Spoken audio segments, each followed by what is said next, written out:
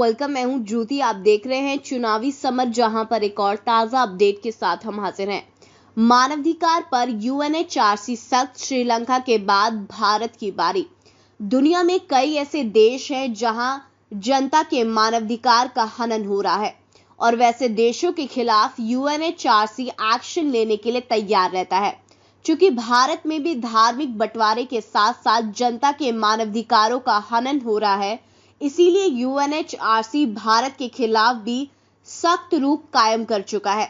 जैसे कि हम जानते हैं कि सीएए और एनआरसी को लेकर राजरत्न अंबेडकर ने यूएनएचआरसी का दरवाजा भी खटखटाया था, जिसकी वजह से मोदी सरकार के अंदर भी भय का माहौल है। वैसे यूएनएचआरसी में खुद मुजरिम बने रहने के बावजूद मोदी सरकार की नजरें चुनाव से हटी नहीं है और सिर्फ सत्ता के सुख के लिए भारत ने यूएनएचआरसी में श्रीलंका का साथ नहीं दिया। आपको बता दें कि बीते दिनों यूएनएचआरसी में श्रीलंका के मानवाधिकार रिकॉर्ड को लेकर हुई वोटिंग हुई, जिसमें भारत ने श्रीलंका का साथ नहीं दिया।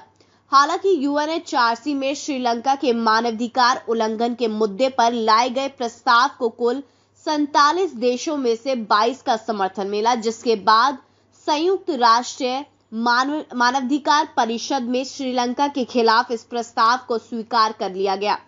कहा जा रहा है कि भारत के इस फैसले को लेकर विपरीत स्थिति का सामना करना पड़ सकता है।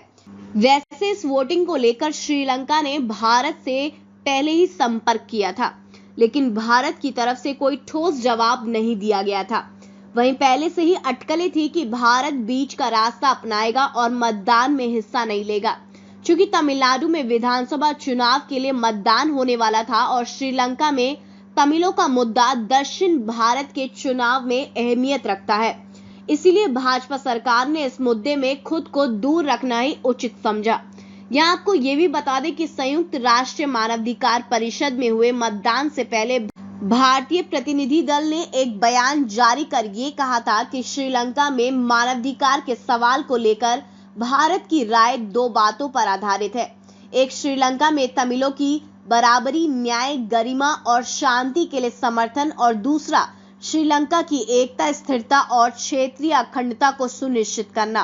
भारत ने ये कहा कि हमारा हमेशा से ये मानना रहा है कि ये दोनों लक्ष्य एक दूसरे से जुड़े हुए हैं और इन दोनों की एक साथ पूर्ति के साथ ही श्रीलंका की प्रगति सुनिश्चित होगी।